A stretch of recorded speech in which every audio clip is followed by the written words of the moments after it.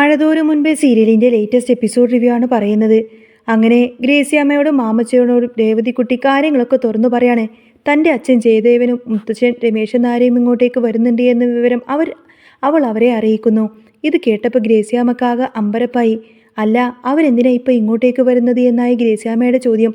അപ്പോൾ രേവതിക്കുട്ടി പറഞ്ഞു, അതെ മാമച്ചായ, അവർ നിങ്ങളെ കാണാൻ വേണ്ടി വരുന്നതാണ്. അപ്പോൾ നീ അവരോട് ഈ കാര്യങ്ങളൊക്കെ വിളിച്ചു പറഞ്ഞോ എന്ന് മാമച്ചായൻ ചോദിച്ചപ്പോൾ പറഞ്ഞു എന്ന് അവൾ മറുപടി കൊടുത്തു. എടി, നീ ഇത് നാട്ടുകാരോട് മുഴുവൻ പറഞ്ഞോ? എങ്കിൽ പിന്നെ നീ ഒരു മൈക്ക് സെറ്റ് എടുത്ത് കെട്ടി അങ്ങ് അനൗൺസ് ചെയ്യുന്നതാ പോരെ എന്നൊക്കെ മാമച്ചായൻ തമാശ കലർത്തി ചോദിച്ചു. അത് കേട്ടപ്പോൾ രേവതിക്കുട്ടി നിഷ്കളങ്കമായി തന്നെ പറഞ്ഞു, ഹാ, അങ്ങനെയാണ് ഞാനും ആലോചിച്ചിരുന്നതായിരുന്നു. എൻ്റെ ദൈവമേ, ഇവളുടെ എല്ലാവരും കൂടി വിളിച്ചു വരുത്തുകയാണല്ലോ എന്നായി മാമച്ചായൻ. അപ്പോഴേക്കും രേവതിക്കുട്ടി തിരുത്തി പറഞ്ഞു, ഞാൻ അവരോട് ഇങ്ങോട്ടേക്ക് വരാനൊന്നും പറഞ്ഞിട്ടില്ല എന്ന്. പിന്നെന്തിനാ അവർ വരുന്നത് എന്ന് ചോദിച്ചപ്പോൾ അതൊന്നും എനിക്കറിയില്ല, മിക്കവാറും ഇപ്പം തന്നെ എത്തുമായിരിക്കുമെന്ന് അവൾ പറഞ്ഞു. ഗ്രേസിയാമ്മ പെട്ടെന്ന് പറഞ്ഞു, ഒരു കാര്യം ചെയ്യാം, അവർക്ക് എന്തെങ്കിലും കുടിക്കാനോ കഴിക്കാനോ കൊടുക്കണമല്ലോ, ഞാൻ അടുക്കളയിലെത്തി ചെല്ലാം. രേവതിക്കുട്ടി അങ്ങോട്ടേക്ക് മാറി. ആ സമയത്തിന് ഗ്രേസിയാമ്മക്ക് ആകെ ടെൻഷനായിരുന്നു. ഗ്രേസിയാമ്മ മാമച്ചായനോട് ചോദിച്ചു, മാമച്ചായ, ഇത് വല്ല പ്രശ്നമാവോ? എന്താ ഗ്രേസിയാമ്മയെന്ന് മാമച്ചായൻ തിരിച്ചു ചോദിച്ചു. അല്ല, അവരുടെ വരവിൻ്റെ ഉദ്ദേശം എന്താണെന്ന് നമുക്കറിയില്ലല്ലോ. ഇനിയിപ്പം നമ്മുടെ മോളെ കൂട്ടിക്കൊണ്ടു പോകാനാണോ ആവോ? എടി, അവർ വന്ന് ചോദിച്ച ഉടനെ തന്നെ നമ്മൾ നമ്മുടെ മോളെ അങ്ങ് വിട്ടുകൊടുക്കുമെന്ന് നിനക്ക് തോന്നുന്നുണ്ടോ എന്ന് മാമച്ചായൻ അവളെ പറഞ്ഞ് ആശ്വസിപ്പിച്ചു.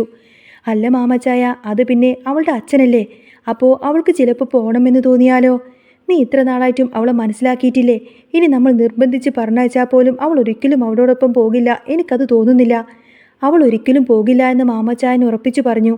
എനിക്കെന്തോ വല്ലാത്തൊരു പേടി തോന്നുന്നുണ്ട് മാമച്ചായ. അവൾ പോയി കഴിഞ്ഞാൽ പിന്നെ എനിക്കത് ചിന്തിക്കാൻ പോലും പറ്റില്ല. ജയദേവനെ ഇങ്ങോട്ടേക്ക് കൂട്ടിക്കൊണ്ടുവരണമെങ്കിൽ അതിൻ്റെ പിന്നിൽ എന്തോ ഒരു വലിയ ഉദ്ദേശം കാണുമെന്ന് എനിക്ക് തോന്നുന്നു. ഗ്രേസിയാമ്മ ആദ്യ പിടിച്ചു. ദേ, നീ വെറുതെ ഓരോന്നും കയറി കാട് പിടിച്ച് ചിന്തിക്കാതെ എന്തിനാ വെറുതെ ടെൻഷൻ അടിക്കുന്നത്? അവർ വരട്ടെ, ഒരു പക്ഷേ ജയദേവന് മോൾ എന്ന് കാണണമെന്ന് തോന്നിക്കാണും. അയാൾ ജീവിതത്തിലേക്ക് മടങ്ങി വന്നതല്ലേ, മരണത്തെ മുഖാമുഖം കണ്ടു കിടന്ന മനുഷ്യനല്ലേ അയാൾ. രേവതിക്കുട്ടി ചെന്നതിന് ശേഷമാണ് അയാളിൽ കുറേ അധികം മാറ്റങ്ങളുണ്ടായത്. തൻ്റെ മോള് ജീവിച്ചിരിക്കുന്നുണ്ട് എന്നറിഞ്ഞപ്പോൾ അയാൾ അസുഖത്തെയൊക്കെ വെല്ലുവിളിച്ച് മുന്നോട്ട് വന്നു. ഇപ്പോൾ പതുക്കെ എഴുന്നേറ്റ് നടക്കാൻ തുടങ്ങിയിട്ടുണ്ട്. അതുകൊണ്ടാണ് രമേശൻ നായർ ജയദേവനെയും കൂട്ടിയിട്ട് രേവതിക്കുട്ടിയെ കാണാൻ വരുന്നത്. രേവതിക്കുട്ടിക്ക് വലിയ സന്തോഷമായിരുന്നു. തൻ്റെ അച്ഛനും മുത്തച്ഛനൊക്കെ തന്നെ കാണാൻ വരുന്നതിൽ അവൾ ഒരുപാടധികം സന്തോഷവതിയായിരുന്നു. അങ്ങനെ കുറച്ച് കഴിഞ്ഞപ്പോൾ കാറിൻ്റെ ശബ്ദം കേട്ട് രേവതിക്കുട്ടി അങ്ങോട്ടേക്ക് ഓടിയിറങ്ങി ചെന്നു. രമേശൻ നായർ ആദ്യം ഇറങ്ങി. പുറകെ ജയദേവൻ വടികുത്തി ഇറങ്ങാൻ തുടങ്ങിയപ്പോൾ രേവതിക്കുട്ടി ഓടിച്ചെന്ന് സഹായിച്ചു. അവൾ അച്ഛനെ കെട്ടിപ്പിടിച്ചു. ജയദേവന് വല്ലാത്ത സന്തോഷമായിരുന്നു. മോൾക്ക് സുഖമാണോ എന്ന് ചോദിച്ചപ്പോൾ എനിക്ക് സുഖമാണച്ചാ എന്ന് അവൾ മറുപടി നൽകി.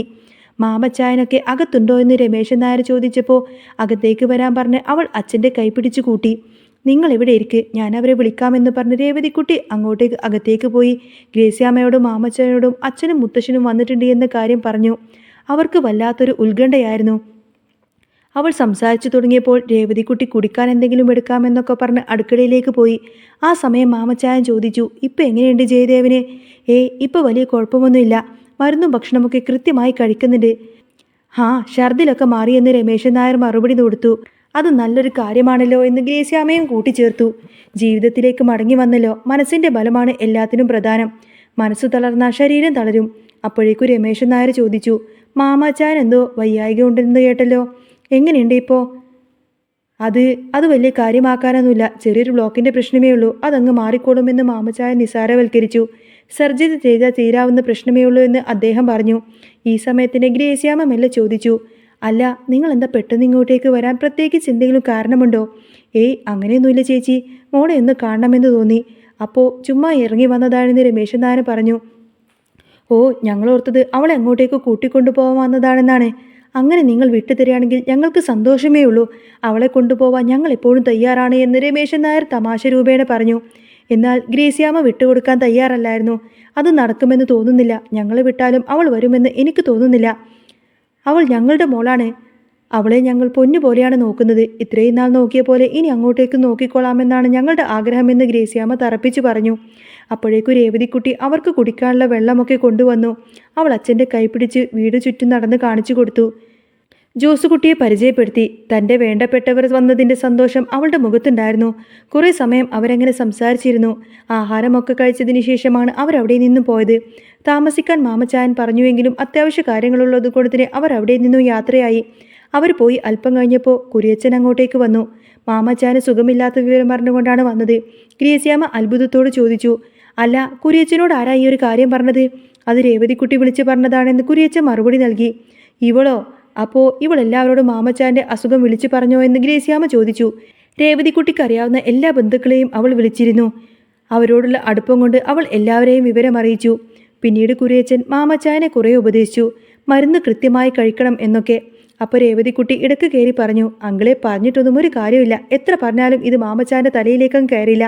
മരുന്ന് കഴിക്കാൻ പറഞ്ഞാൽ കഴിക്കത്തില്ല, ഒന്നും കൃത്യമായി ചെയ്യില്ല. ഇപ്പം കിടക്കുന്നത് കണ്ടില്ലേ എന്ന് അവൾ പരിഭവിച്ചു. രേവതിക്കുട്ടിക്ക് അവരോടുള്ള സ്നേഹം കുരിയച്ചന് ബോധ്യപ്പെട്ടു.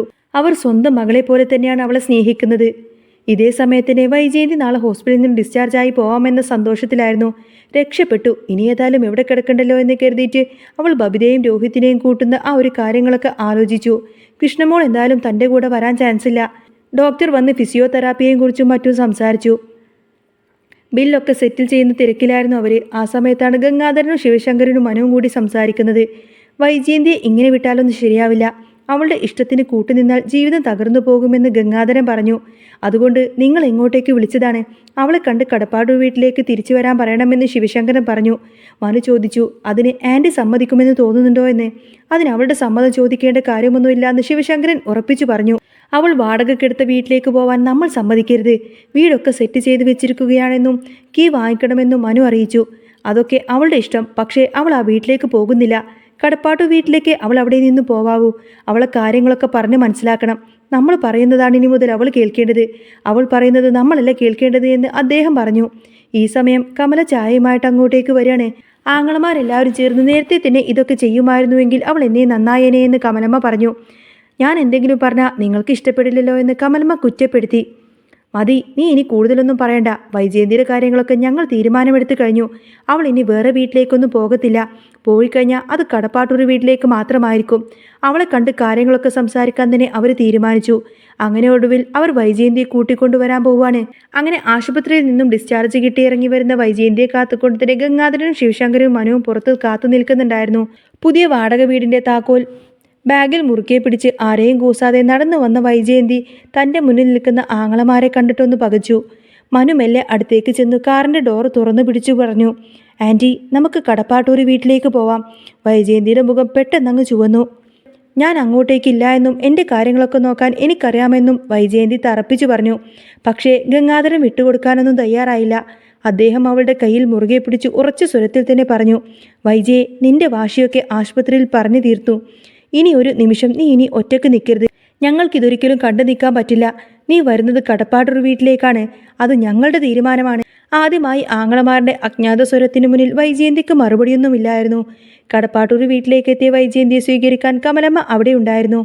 പക്ഷേ വൈജയന്തിയുടെ ഉള്ളിൽ പകയും അമർഷയും പുകയുന്നുണ്ടായിരുന്നു. തൻ്റെ സ്വപ്നങ്ങളും സ്വാതന്ത്ര്യവും ഇവിടെ തടവിലാക്കപ്പെടുമെന്ന് അവൾ ഭയപ്പെട്ടു. അന്ന് രാത്രി തന്നെ രോഹിത്തിനെ ഫോണിൽ വിളിക്കാൻ വൈജയന്തി ശ്രമിച്ചുവെങ്കിലും രോഹിത്തിൻ്റെ ഫോൺ സ്വിച്ച് ഓഫ് ആയിരുന്നു. രോഹിത് അപ്പോഴേക്കും വൈജയന്തിയുടെ പക്കൽ നിന്നും കൈക്കലാക്കിയ ആ ഒരു പണമായി മുങ്ങാനാനുള്ള പ്ലാനിലായിരുന്നു. പിറ്റേന്ന് രാവിലെ സിറ്റൗട്ടിൽ ചായ കുടിക്കുന്ന വൈജയന്തിയുടെ മുന്നിലേക്ക് രോഹിത് കടന്നു വന്നതും തികച്ചും അപ്രതീക്ഷിതമായിട്ടായിരുന്നു. പക്ഷേ അവൻ വന്നത് പഴയ അമ്മയോടുള്ള സ്നേഹം കൊണ്ടായിരുന്നില്ല. ഗംഗാധരൻ്റെയും ശിവശങ്കറിൻ്റെയും മുന്നിൽ വെച്ച് രോഹിത് വൈജയന്തിയെ തള്ളി പറഞ്ഞു. തന്നെ വൈജയന്തി നിർബന്ധിച്ച് കൂടെ നിർത്തിയതാണെന്നും തനിക്കിതിലൊന്നും യാതൊരുവിധ പങ്കുമില്ല എന്നും രോഹിത് കൈ കഴുകി. താൻ അന്ധമായി വിശ്വസിച്ച് രോഹിത്തിൻ്റെ ഈ ഒരു വഞ്ചന വൈജയന്തിക്ക് താങ്ങാവുന്നതിലും അപ്പുറമായിരുന്നു. വീടിനുള്ളിൽ ഒരു മൂലയിൽ തളർന്നിരിക്കുന്ന വൈജയന്തി നോക്കി മനു പറഞ്ഞു, ആൻറ്റി, ഇതാണ് ഞാൻ നേരത്തെ പറഞ്ഞത്. ആൻറ്റിക്ക് ചുറ്റുമുള്ളവർ ആൻറ്റിക്ക് വേണ്ടിയിട്ടില്ല, ആൻറ്റിയുടെ പണത്തിന് വേണ്ടിയിട്ടാണ് നിൽക്കുന്നത്. വൈകിയാണെങ്കിലും വൈജയന്തിക്ക് അങ്ങനെ സത്യം ബോധ്യപ്പെട്ടു. കടപ്പാട്ടൂർ വീട്ടിലെ ആ മുറിക്കുള്ളിൽ ഇരുന്നു കൊണ്ട് തന്നെ അവൾ ആദ്യമായി പൊട്ടിക്കരഞ്ഞു. ബാലചന്ദ്രൻ പോലും അവളെ ഒന്ന് തിരിഞ്ഞു നോക്കുന്നില്ല. സ്വന്തം ആങ്ങളമാരെയും അലീനയും ഇത്ര കാലം ശത്രുക്കളായി കണ്ട തൻ്റെ തെറ്റ് അവൾ തിരിച്ചറിഞ്ഞു. എല്ലാം നഷ്ടപ്പെട്ടു എന്ന് കരുതിയ വൈജയന്തിയെ ചേർത്ത് പിടിക്കാൻ അപ്പോഴും ഗംഗാധരനും ശിവശങ്കരനും കൂടെ ഉണ്ടായിരുന്നു. ഒളിഞ്ഞു നിന്നിട്ടാണെങ്കിലും ബാലചന്ദ്രൻ എപ്പോഴും വൈജയന്തിക്ക് സപ്പോർട്ടായിട്ട് കൂടെയുണ്ട്. ഈ സമയത്തന്നെ മാമച്ചായൻ്റെ വീട്ടിൽ ഒരു ചെറിയ ആഘോഷത്തിൻ്റെ അന്തരീക്ഷമായിരുന്നു. ജയദേവൻ്റെ ആരോഗ്യത്തിൽ വന്ന ആ ഒരു പുരോഗതിയും രേവതിക്കുട്ടിയുടെ സന്തോഷവും ആ വീടിനെ വീണ്ടും സജീവമാക്കി. വൈകുന്നേരം എല്ലാവരും കൂടിയിരിക്കുമ്പോൾ അങ്ങോട്ടേക്ക് അലീനയുടെ കോള് വന്നു. രേവതിക്കുട്ടിയുടെ സന്തോഷത്തിൽ അലീനയും പങ്കുചേർന്നു. അങ്ങനെ മഴതോരും മുൻപേയിൽ ഇനി വരാൻ പോകുന്ന സൂപ്പർ അടിപൊളി ത്രില്ലിംഗ് എപ്പിസോഡുകളൊക്കെ തന്നെയാണ് കേട്ടോ. നിങ്ങൾക്ക് ഈ ഒരു ചാനൽ ഇഷ്ടമാണെങ്കിൽ സബ്സ്ക്രൈബ് ചെയ്യാനും സപ്പോർട്ട് ചെയ്യാനും മറക്കല്ലേ. നെക്സ്റ്റ് വീഡിയോ ഉടനെ വരാം. ബൈ.